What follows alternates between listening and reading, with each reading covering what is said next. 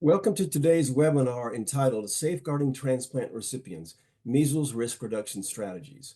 The presentation today is being sponsored by the Transplantation Society in collaboration with the Transplant Infectious Disease section of TTS. My name is John Baddley, and I am a professor of medicine and director of the Transplant and Oncology Infectious Disease program at Johns Hopkins in Baltimore, Maryland. I also serve as the president of the TID section of TTS. My co-moderator for this session is Stephanie Pouch, who is an associate professor of medicine and director of transplant infectious diseases at Emory University in Atlanta, Georgia. Thank you for joining me today, Stephanie. Thanks so much.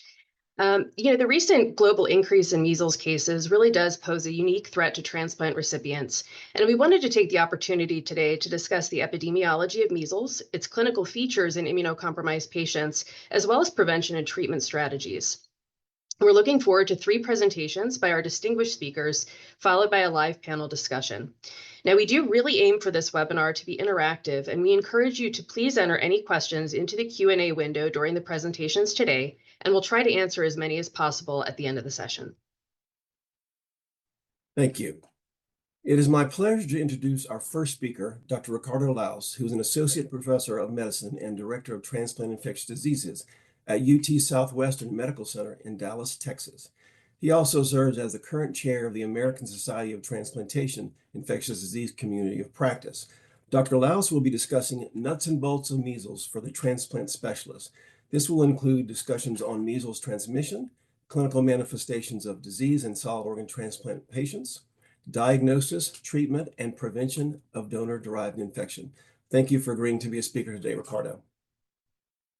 Thank you very much. I would like to thank the organizers, TTS, TID, John, Stephanie, Camille, and Lara for the invitation to speak today. It has been a pleasure working with everybody towards this webinar. So I don't have any disclosures. So measles outbreaks pose a threat to both pre and post organ transplant recipients. Since the first description of measles in the 10th century, we've really accumulated a fair amount of information regarding the epidemiology of measles, route of transmission, risk factors, etc. This information we can use to ameliorate the burden of measles in the transplant population. Measles is a very contagious disease. One person can spread the disease to up to 9 unvaccinated people around them. Furthermore, the disease is transmitted via airborne routes when an infected person sneezes, coughs, or even breathes. So the first topic that I want to clarify is what is a presumptive evidence of immunity? And the CDC defines it in any of the following ways. Number 1, laboratory confirmation of disease, because reinfections are exceedingly rare. Birth before 1957, because everybody's assumed to be exposed or had the disease before that time. Written documentation of adequate vaccination with MMR, and 2 doses at least 1 week apart are required during an outbreak, because this schema is highly effective. Or laboratory evidence of immunity via measles IgG. Patients not meeting the above criteria are considered non-immune and should be vaccinated unless contraindicated. And we'll address that further down the talk. The next thing that we should speak about is what is a measles exposure, because it's important that we educate our patients on how to precisely identify an exposure. And it's defined by sharing the same airspace with a person with measles during the period that they're known to be contagious, and that's 4 days before until 4 days after the rash. It's very important to remember that measles can live up to 2 hours in the airspace, and thus we need to factor this when we define the exposure. For example, a patient comes in, is in a room in clinic, and we will have to consider that anybody is exposed for 2 hours until that patient left the room. Now I would like to speak about what is the clinical presentation of measles in general, and this description is mainly for immunocompetent patients without prior immunity that did not receive post-exposure prophylaxis. And I will then address what the nuances of the presentation in immunocompromised host. So these are the stages of the disease. The incubation period really lasts 6 to 21 days. And like I mentioned, the period of contagiousness is 4 days before until 4 days after the onset of the rash. During the prodrome, the typical symptoms include fever, malaise, anorexia, conjunctivitis, and coryza. And all these symptoms are the result of mucosal inflammation from the virus. The next two stages in the infection are the enanthem and the complex sports. Although they're pathognomonic of measles, unfortunately, they do not occur on all patients. These lesions appear about 48 hours before the onset of the rash. They're on the buccal mucosa, usually found at the level of the molars, and they're described as 1 to 3 millimeters small sandy-like lesions with an erythematous space. It's important to mention that these lesions only last 12 to 72 hours. So, and then they start sloughing away as the exanthem happens. The exanthem is the rash. The rash usually starts in the face and then it propagates in a centrifugal and manner to involve the neck, torso, extremities, and lower extremities.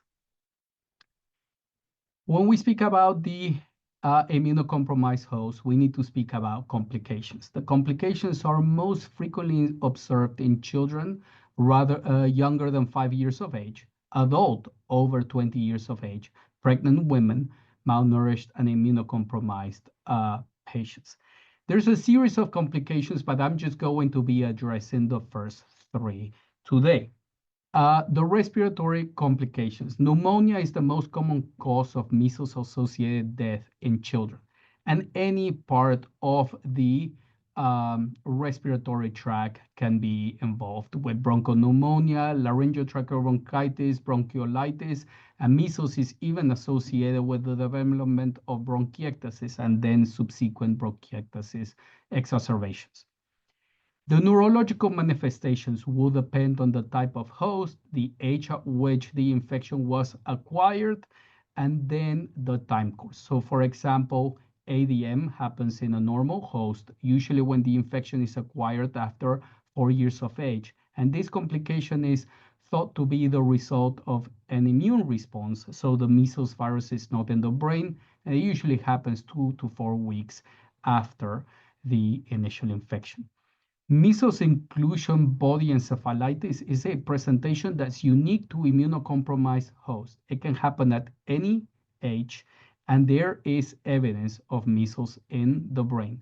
It's usually progressive within months of the initial event. Then we have subacute sclerosing panencephalitis that again happens in a normal host, usually when the infection is acquired before 2 years of age. And it tends to happen within years of the initial infection. Additionally, measles is really a fascinating infection because after it happens, there's a fair amount of effects on both T cells and antibody production. As a result, patients that had measles are at risk for secondary infections with bacteremia, viral, bacterial, respiratory infections, as well as otitis media being the most common. But there's a clear association also between measles and a risk of tuberculosis reactivation. These effects may even last for up to 3 years. Now, what are the nuances of the presentation in immunocompromised host? The solid organ transplant recipients are expected to be at risk for severe measles, and there's a case series describing that, and a higher risk of complications and mortality are expected. The rash is really associated with the onset of immunity, Thus, solid organ transplant recipient may present without the rash or a very atypical mild one. Some things to take into account when you evaluate patients during an outbreak is that giant cell interstitial pneumonitis and inclusion body encephalitis have been described in immunocompromised patients where the rash was not present. Now let's move gears to diagnosis.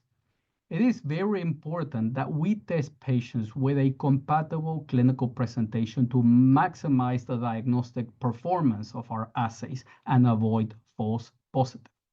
We should test all patients suspected of having measles by serology, both with IgM and IgG, and a real-time PCR to optimize the sensitivity and specificity. And now I'm going to go through some of the nuances of this test. The IgM is mainly used to diagnose acute illness. It appears as early as 1 to 4 days of rash onset, but it really peaks a week after the onset. It is most sensitive after 3 days after onset of the rash, and it can remain positive for 6 to 8 weeks. False positives are unfortunately, are common, and that is why we need to test patients with a good clinical suspicion. The sensitivities of serologies in general is expected to be decreased in immunocompromised hosts, and we need to interpret the results with caution in those receiving immunoglobulins.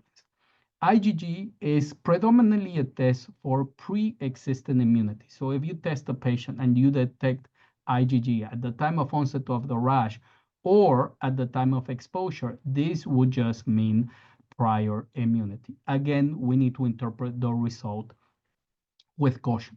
There's a very peculiar scenario in which a patient may have a compatible presentation with measles, and the only positive test is the IgM and the PCR are negative. You could actually test the IgG both negative as well as the real-time PCR. You could test that patient 10 days later, and if the IgG becomes positive, then that will further support the diagnosis, just to be sure that it was not due to a false positive IgM. When it comes to PCR, we should make efforts to obtain a throat and nasopharyngeal swab in suspected cases. The sensitivity is highest after 3 days of onset of the rash, but it can remain positive for about 10 days. Urine may also contain virus, and when feasible, should be tested to increase the sensitivity.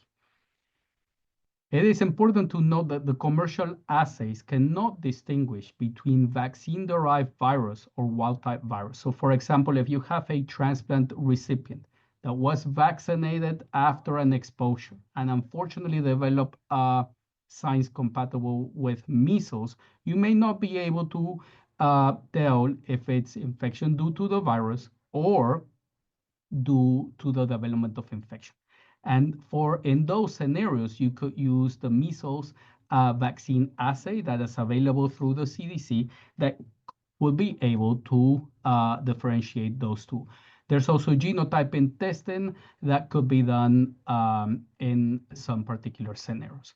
So the treatment for measles is supportive. There's no specific antiviral therapy that is approved for treatment. There's very peculiar rules for the use of vitamin A, and there is insufficient evidence to recommend at this point the use of ribavirin for the treatment of measles. Now let's change gears and let's speak about the prevention of donor-derived measles and measles vaccine virus. Some things to take into account is the organ procurement organizations should elicit a history of prior measles vaccination, measles exposure, and they should be familiar on how to recognize signs and symptoms compatible with measles.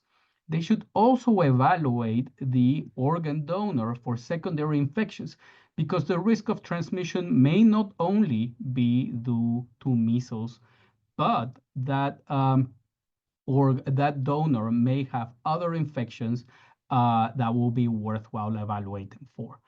The first scenario that I thought about was a donor with a history of measles vaccination. This is a scenario that poses a minimal risk to the OPO and recovery team but there's a risk of donor-derived measles vaccine virus. The classic teaching has been to defer donation for 4 weeks after the initial and the second dose, but Lara is going to be presenting some emerging data. The second scenario that I thought about was the prevention of donor-derived measles in a donor with measles exposure. And the truth is that the ideal timing of donation to minimize the risk of transmission is really unknown. But this scenario poses a risk of transmission of disease to the OPO recovery team as well as donor-derived. Donation should be deferred for 21 to 28 days, and 28 days will be for those that received immunoglobulins for post-exposure prophylaxis. When we think about the risk of transmission, we should also evaluate the intensity of exposure and the prior history of the donor. Those that have a history of being unvaccinated will have a higher risk of developing measles and thus transmitting disease than those that are vaccinated or those that have natural infection. The risk of donor-derived disease needs to be balanced against the risk of pre-transplant mortality. The second scenario, or the third scenario, is the donor that actually has a history of measles. And again, unfortunately, the ideal timing of donation is unknown, and this donor may pose a risk to the OPO and recovery teams as well as donor-derived infection. But then, like I mentioned before, remember that these donors may also have secondary infections that you may need to evaluate the donor for. Donation should be deferred for at least 4 days after the onset of the rash, and this is based on studies on patients pre and post-mortem using culture techniques.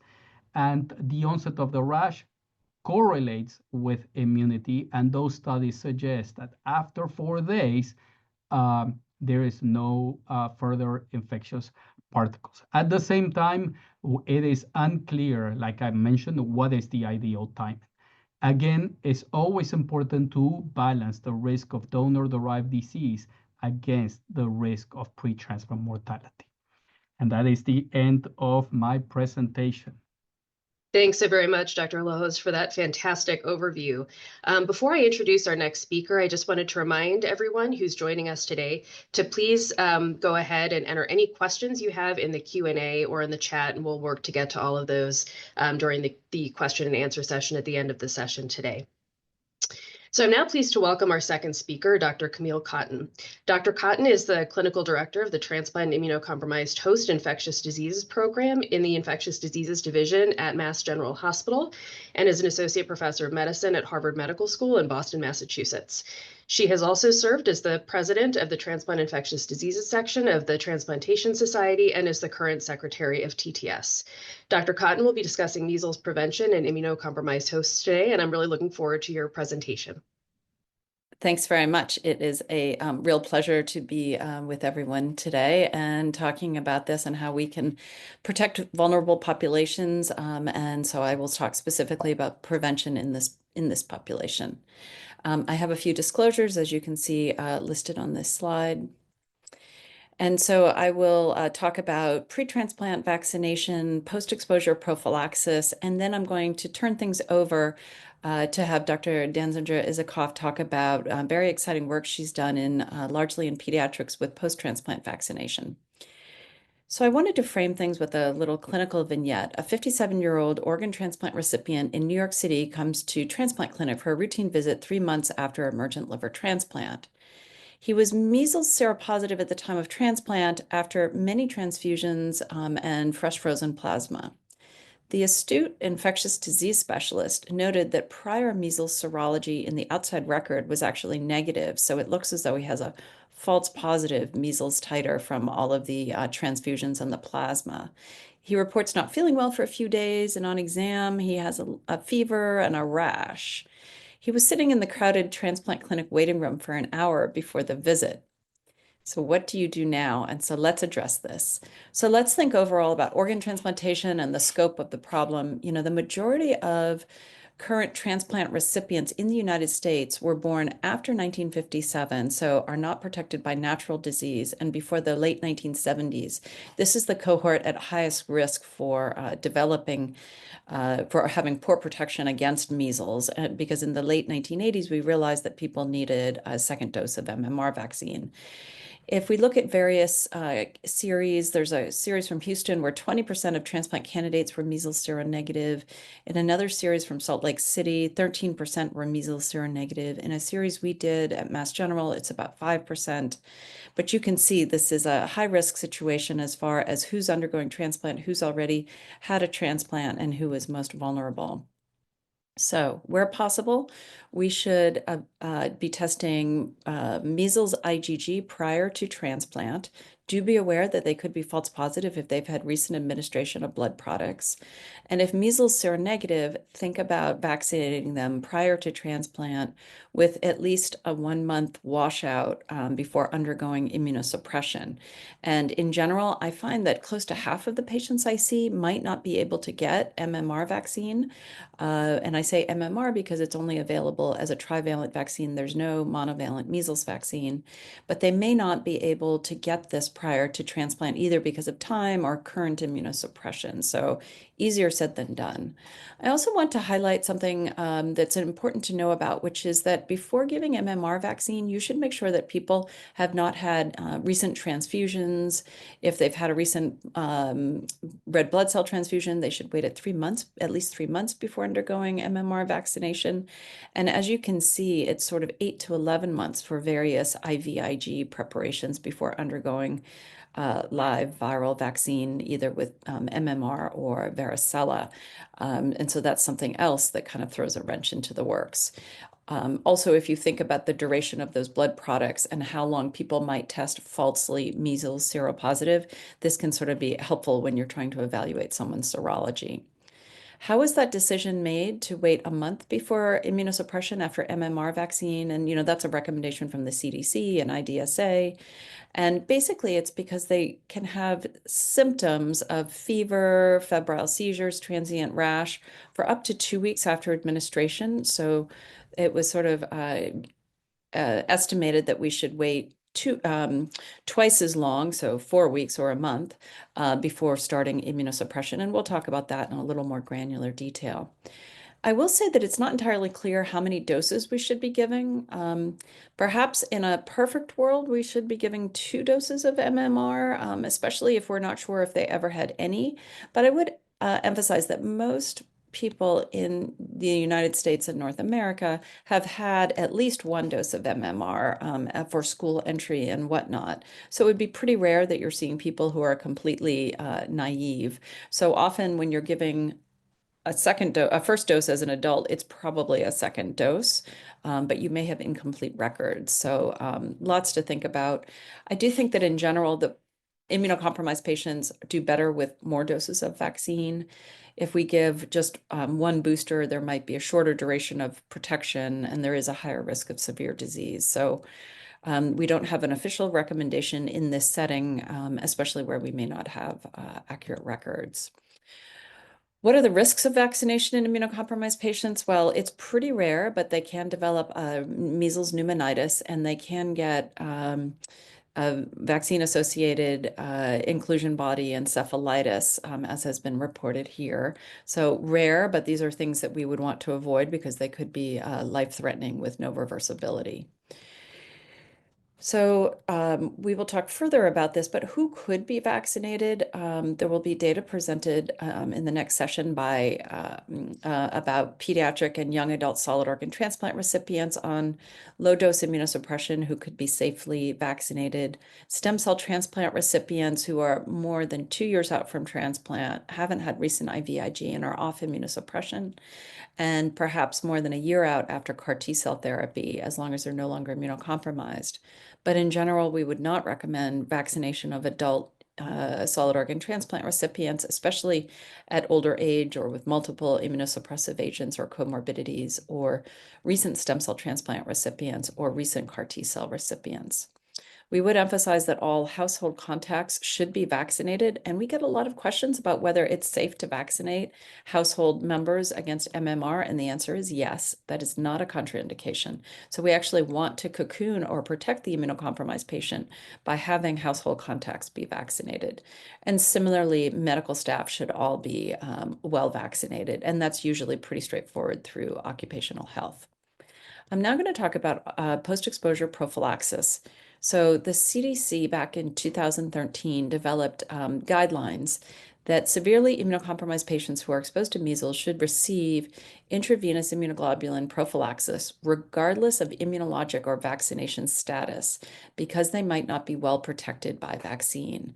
And this could be intramuscular if they weigh less than 30 kilograms, but most adults weigh more than 30 kilograms. So usually it's IVIG at 400 milligrams per kilogram, which is a pretty big dose. And, you know, they defined in that guideline back in 2013, severely immunocompromised patients, as you can see there. They don't specifically mention transplant recipients. So it's really hard to know, based on those guidelines, what the current recommendation would be. We did upgrade the definitions of moderate to severely immunocompromised people during the pandemic, as you can see there, and that includes solid organ transplant recipients. So we don't have further guidance from the CDC, and this is sort of a problem now because we don't know how we should best manage organ transplant recipients. However, in happy news, the Canadians just updated their guidelines on who should get post-exposure prophylaxis. And they recommend that anybody who's within 12 months of solid organ transplant should be offered post-exposure prophylaxis through the form of intravenous immunoglobulin because they may not be well protected. They then go on and say that people who are more than 12 months out from organ transplant, especially those who are seropositive, may not need IVIG, but people who are seronegative may need IVIG. You can see in the column on the far right, these are pretty soft recommendations, and they say to consult the specialist responsible for the clinical care of the individual, which means many people on this webinar. But I found that this is more granular, it's up to date, and I thought more helpful. Post-exposure prophylaxis, just a couple more things. For people who are routinely getting IVIG replacement, as long as they're getting a significant dose of at least 400 mg per kg within 3 weeks before the measles exposure, that should be sufficient protection. And for people who are getting ongoing subcutaneous immune globulin therapy, as long as they're getting at least 200 mg per kg for 2 consecutive weeks before exposure, that should be sufficient coverage. How effective is this overall? This was a recent series predominantly in children, but it does look as though the effectiveness was sort of 76 to 100%. And I just wanted to mention a recent study that I was involved in partnership with Kamada. We tested measles IgG titers and various intravenous immunoglobulin preparations, as you can see in the first 3 columns to the left on the graph. All of these donors were from Europe or the United States. And what was interesting in CMV immunoglobulin preparations, it looks as though there's twice the amount of measles antibody in serum compared to in this product compared to all of the other products as shown there. So we don't know what to do with this. We can't really make formal recommendations, but if we are in a time where we are beginning to run out of IVIG, this could be helpful information in that perhaps we could give half the dose of cytogam and help enhance protection for more people if rationing is needed. So some challenges, this high dose of IVIG takes at least several hours to infuse, if not 4 to 6 hours. That would have to be done under strict respiratory infection control because all of these people are measles exposed, and measles is highly contagious. And you might not want to have all of these people, if they are immunocompromised, in the same area. So that's already challenging. This requires an infusion suite or hospital level care. The cost likely starts at several $1,000s. Local IVIG supplies may not be robust enough in an outbreak, and so that's food for thought. And the duration of protection is unknown. So if it's an ongoing outbreak, when should we redose? We do need PK/PD studies. It will be hard to know exactly what to do in that scenario. So just returning to the clinical vignette, The important thing here is to screen and notify everyone in the waiting room, think about isolation and infection control, and consider IVIG for at least some of the people in the waiting room. But it's good to prepare for moments like this. There are many unknowns with post-exposure prophylaxis. We don't know whether measles IgG seropositivity conveys adequate protection. It doesn't necessarily directly correlate with neutralizing antibody. And is it different in the first 12 months after transplant versus more than 12 months after transplant? We don't have great definitions for who is severely immunocompromised and at highest risk for this. And how adequate is the evidence of measles vaccination for this population? Even healthy vaccinated people can get measles, so what does it mean for these folks? And then I sort of made a list here of who is at highest need for measles post-exposure prophylaxis. You know, in general, we would think that the unvaccinated with no history of disease and significant immunocompromise would probably need IVIG most of all. People who are non-immune within the first year after transplant or non-immune more than a year after transplant. And then we think that people who are immune, previously well vaccinated within a year of transplant probably need this a lot less. And similarly, number 5 would be more than a year after transplant and presumed protected. So we believe that those numbers 4 and 5 need it less. Although the Canadian guidelines suggest that number 4 does need IVIG. And then we don't really know how effective IVIG is in transplant recipients in real clinical settings and how long the duration of protection would be. So there's so many unanswered questions. I just highlight that we did address some of these questions in a recent commentary that we wrote in the journal Transplantation last summer. And thanks for, and just in summary, vaccine preventable illness occurs at higher rates in this vulnerable population. Timing of vaccines is paramount, and just everybody hopefully has pre-transplant vaccination planning underway. If you haven't been doing it, no time like the present to get started. We've been doing it for over 20 years, and I initially had some resistance to that, but now I'm glad we've been doing it. And measles can be prevented by a generally safe and well-tolerated vaccine before the start of immunosuppression. IVIG, post-exposure prophylaxis, is likely indicated for at least some transplant recipients. But most of all, and this is an across-the-board statement, none of your transplant recipients should be developing vaccine-preventable illness if at all possible. So thanks a lot for your attention, and I will now pass the baton to the next speaker. So Dr. Kotton, thanks so much for your excellent talk. That was really wonderful. And just a reminder, please enter your questions and answers in the box. We have a lot of great questions so far, and we're looking forward to more. I would like to now introduce our final and third speaker, Dr. Lara Danziger-Isakov. Dr. Danziger-Isakov is a professor of pediatrics at the University of Cincinnati, where she is the director of the Immunocompromised Host Disease Program and also serves as the interim division director. She will be discussing opportunities for early prevention of measles, including post-transplant vaccination in pediatric and young adult patients. Thank you, Lara. Thanks, John. Thanks, everybody, for joining. I'm really going to try to get through this so that we have plenty of time for our discussion. So I'm going to talk about opportunities for prevention, and this is planning ahead so that we can avoid some of the things that Ricardo and Camille have already addressed. These are my disclosures. I'm going to talk about vaccines, when and how. I think to start on the timeline, really what I'm going to talk about first, which has been addressed already a little bit, are these pre-transplant, transplant evaluation, and transplant listing. First, I'm not going to talk about vaccinating during transplant in the early post-transplant or with recent rejection, because that isn't part of the current protocol or the current evaluation and recommendations of what we've done. And I'll talk about post-transplant afterward. I did want to highlight some emerging data, and I will say the caveat to this is that nearly all of the data that I'm going to present is in pediatric patients and patients who are pediatrics, adolescents, and young adults. There's very little information about vaccination of adult transplant candidates and recipients. So this was a great study that was very small, but done out of University of Colorado with Sarah Camille and Amy Feldman, among others, where they looked at patients pre-transplant and compared them to healthy controls, giving them MMR and varicella vaccines. And I'm going to highlight the MMR vaccine results.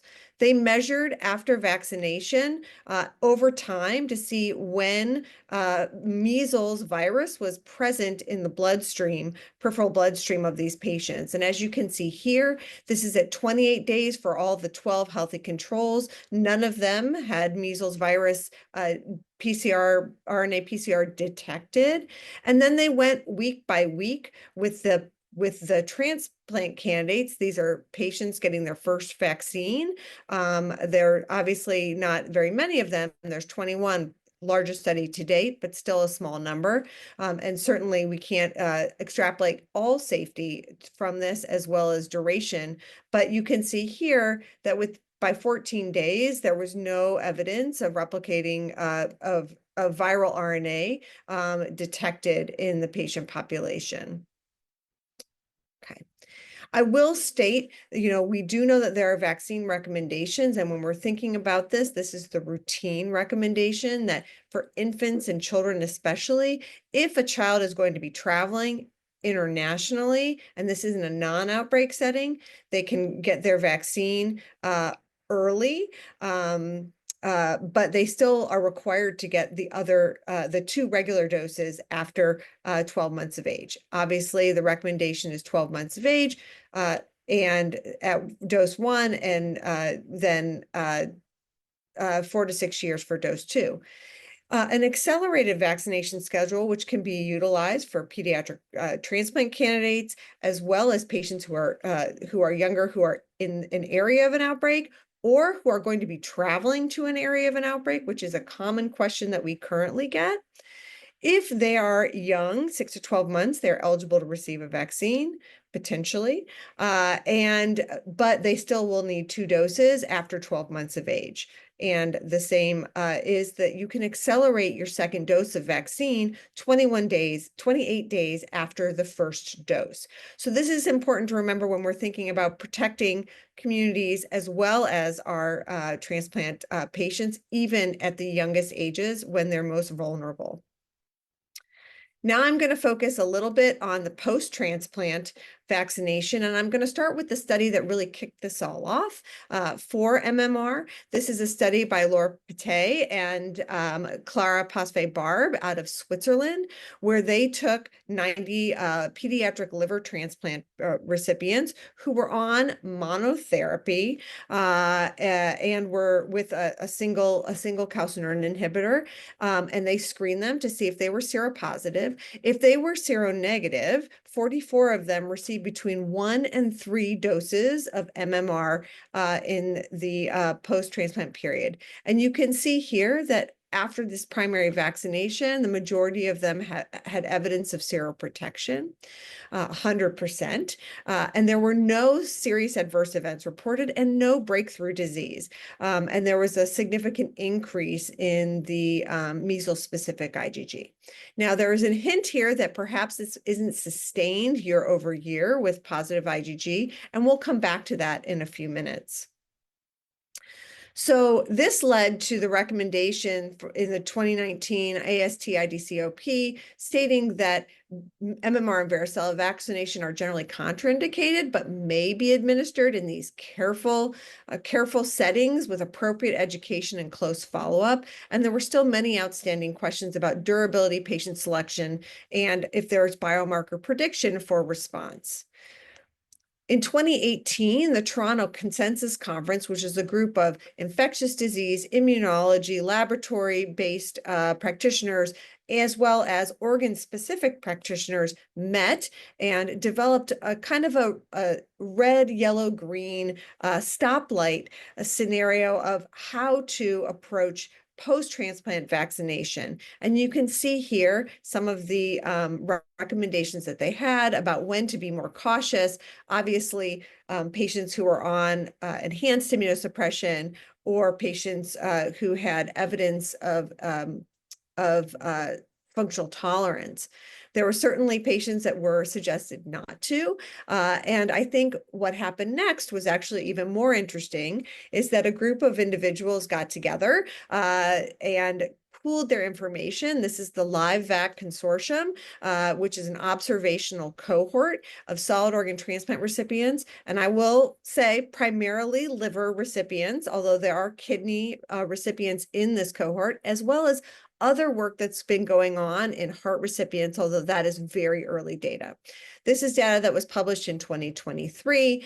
It is 236 patients received an MMR vaccine in the post-transplant period. Most of them were significantly several years post-transplant, obviously adolescents, children, young adults, and one of the biomarkers that we did look at, 98% of them had a normal absolute lymphocyte count and an IgG that was in the normal range prior to being vaccinated. I will note here that 26% of them, opposed to what the Toronto consensus suggested, were on 2 or more agents. And this included a calcineurin inhibitor with an mTOR, or actually 7% of these patients were on MMF. Importantly, you can see here, and I've included all of the things that we looked at. This was a small group that of these 236 who had serologic response reported at the time. And you can see here, actually, many of them developed antibodies, and 1 year post-vaccine in this early cohort, 92% of them had sustained response. I will also say that there were no episodes reported of serious adverse events related to MMR, and no patients developed anything that was considered to be a measles-like rash.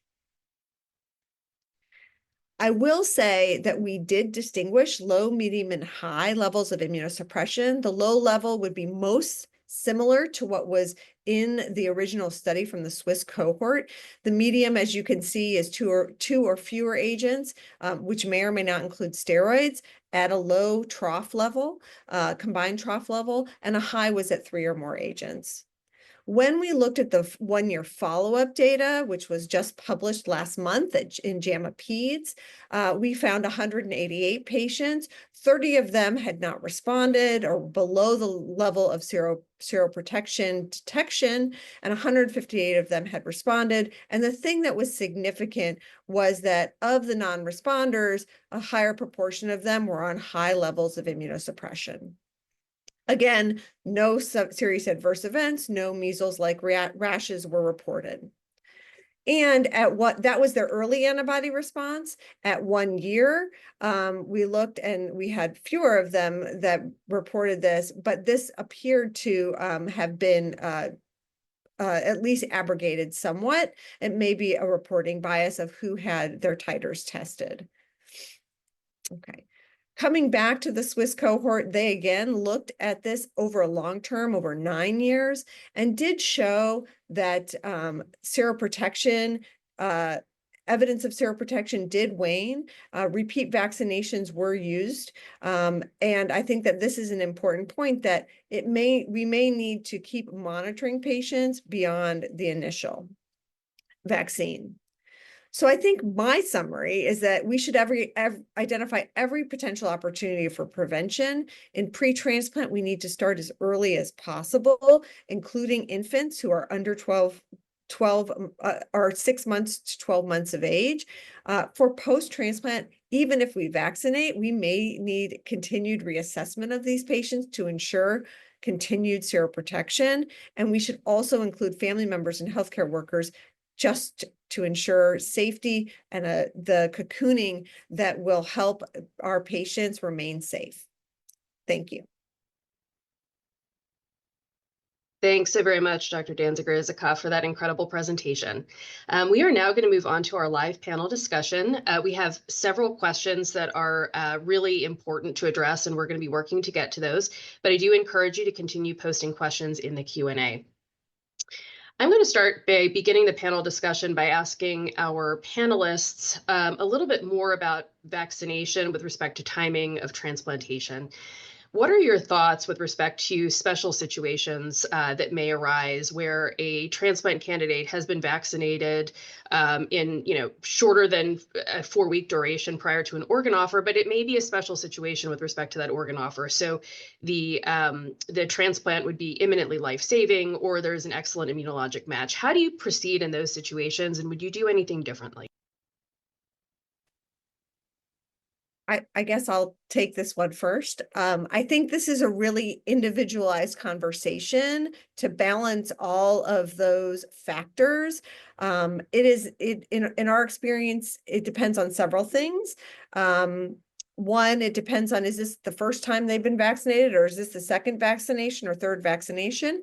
And what is the likelihood that this individual will get another offer? How close are we to, 3 weeks, 4 weeks post-vaccine? If it's 2 days, I'm going to feel much less safe suggesting that. But if we're talking 19, 20 days, and it's their second vaccine, and their individual isn't on other immunosuppression leading up to the organ offer, and this is their only organ offer that they're going to get, they've been waiting for, months and months, or they're critically ill, I'm going to probably have a different answer.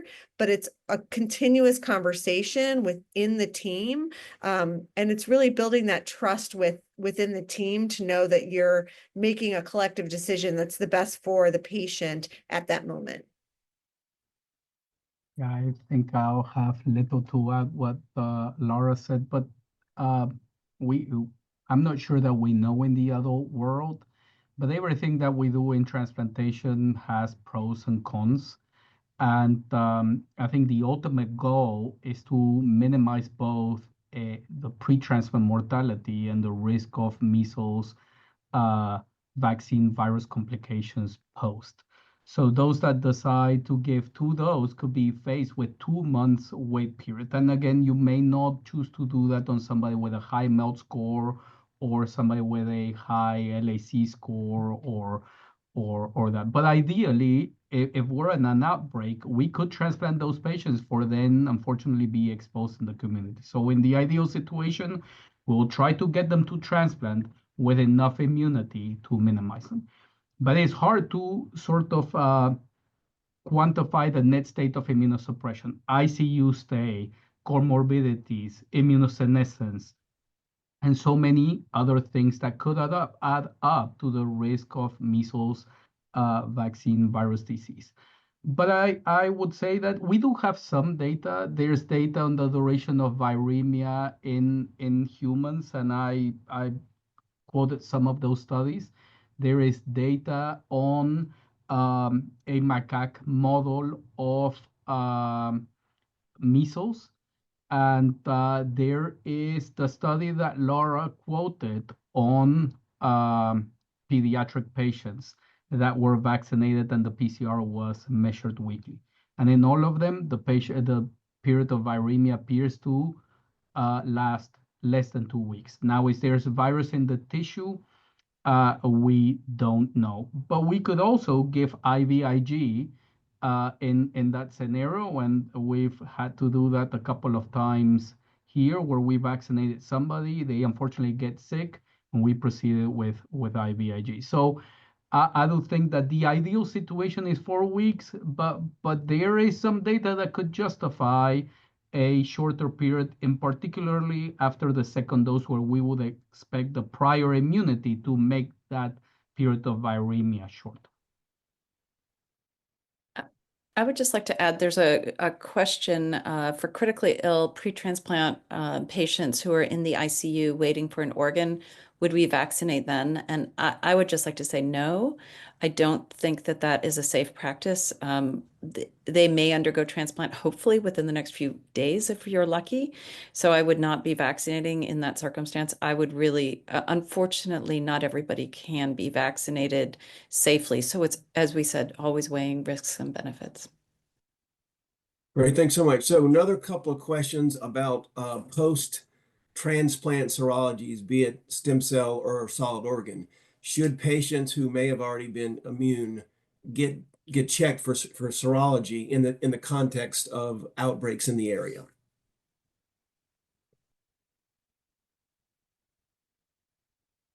Any thoughts on that, Camille or Ricardo?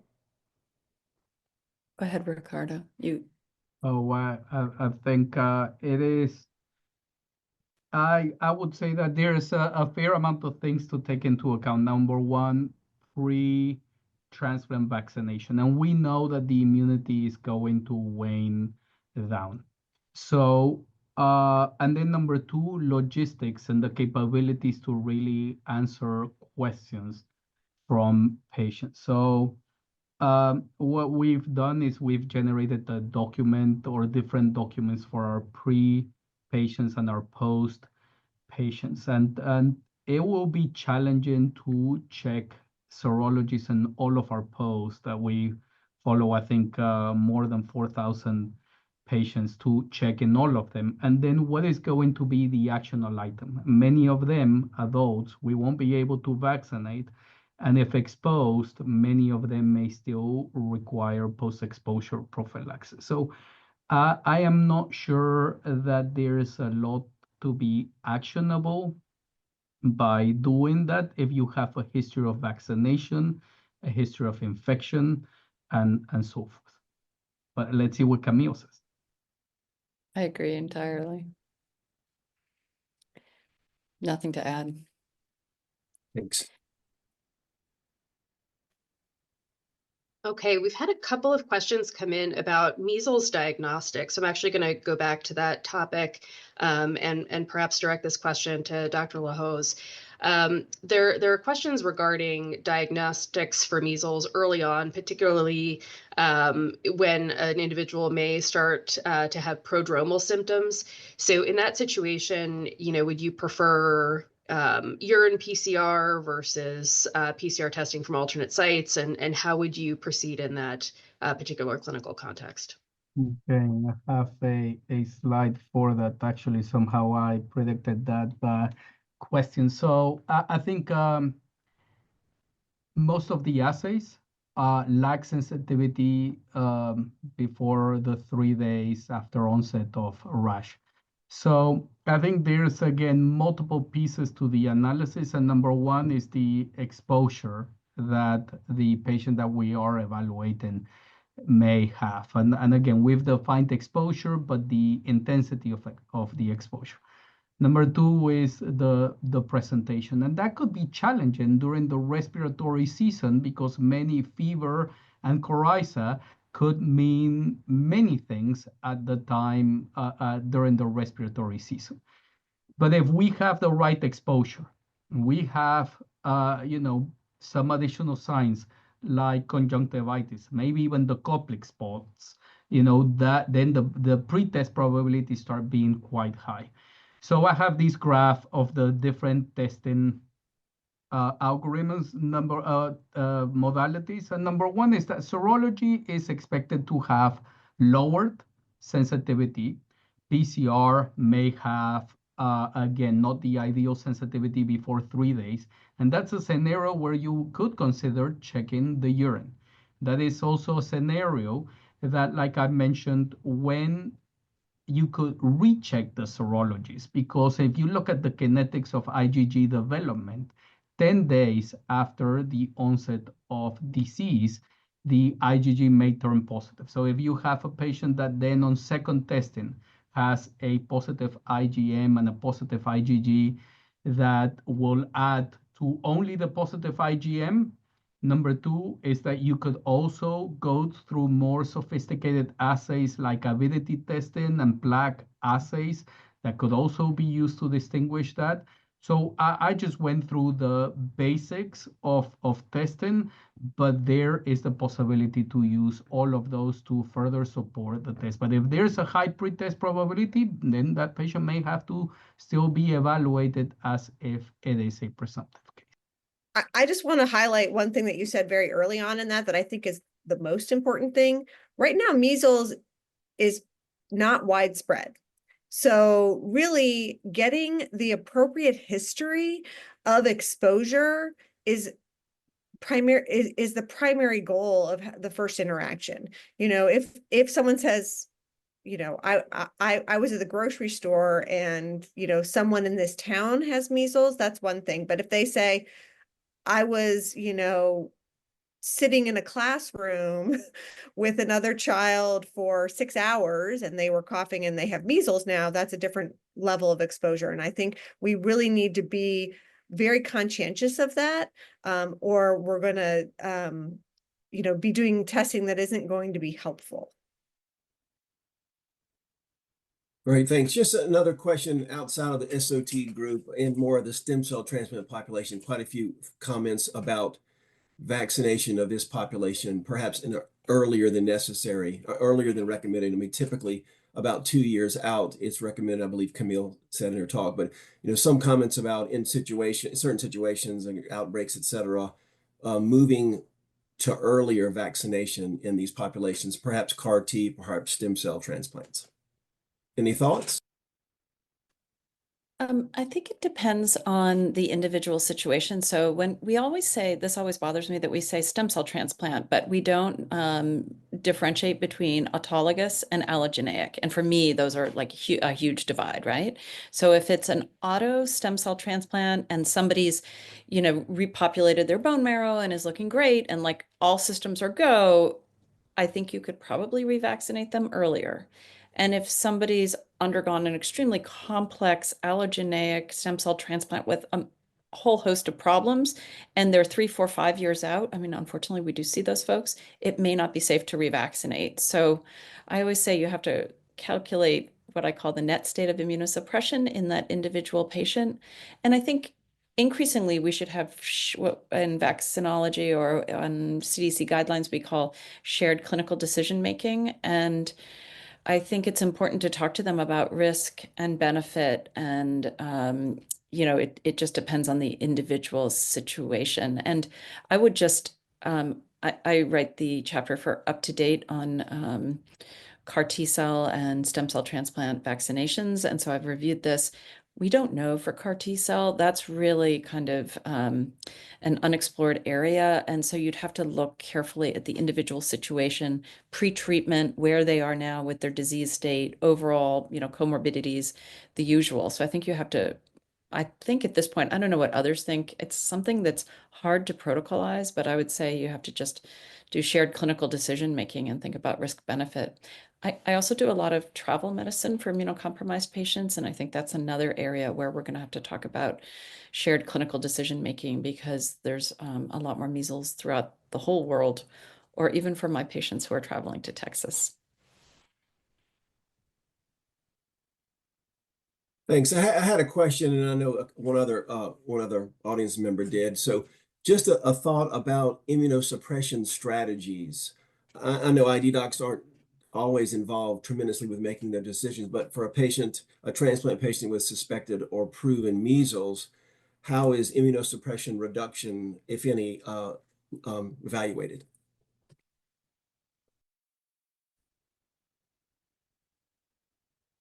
I know guess, I know that's a tough one. Sorry. yeah, I would say that we truly don't know, and then it will depend again in multiple variables, but some of the unusual presentations that happen in solid organ transplant recipients, like giant cell interstitial lung disease and inclusion body encephalitis, they're the result of, there is evidence of the measles virus on tissue. So it is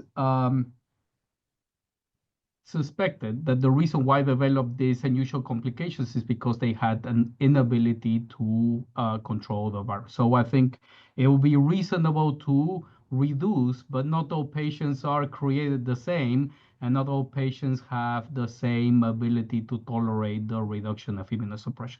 So I'll say, if feasible, it will be something to consider. The second thing to take into account is that measles is a situation where they will be depleted of T cells.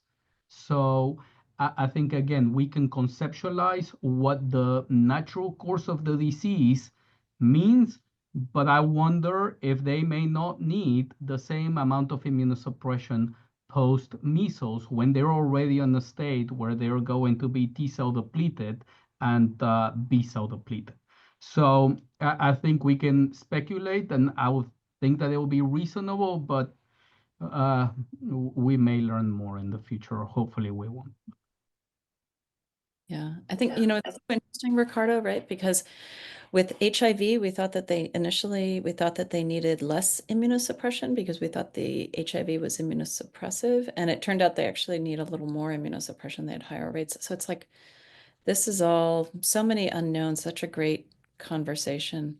I want to just clarify, there's some things in the chat that people might not be able to see, but apparently I know that there are guidelines from the ASTCT about vaccinating people after CAR T cell, that a year out from CAR T cells when the vaccines can start. And those are guidelines. If you are in an outbreak situation or very worried about an individual and you feel it's safe to proceed earlier, I'm saying that a lot of the guidelines are meant for, large populations. And so under shared clinical decision making, you could potentially do earlier, but you really need to weigh the risks and benefits in an individual. Thanks. So many great questions. Yeah, it's been nice. So thanks so much. We have come to the conclusion of the webinar. Just to let everybody know that this is being recorded and will be posted on the TPS site for the public. We'd like to thank our fantastic speakers, Lara, Camille, and Ricardo. I think it was really excellent today for the wonderful presentations, very enlightening. And we also like to thank the great questions from the audience. Thanks to all for participating, and have a good day or night. Thanks very much.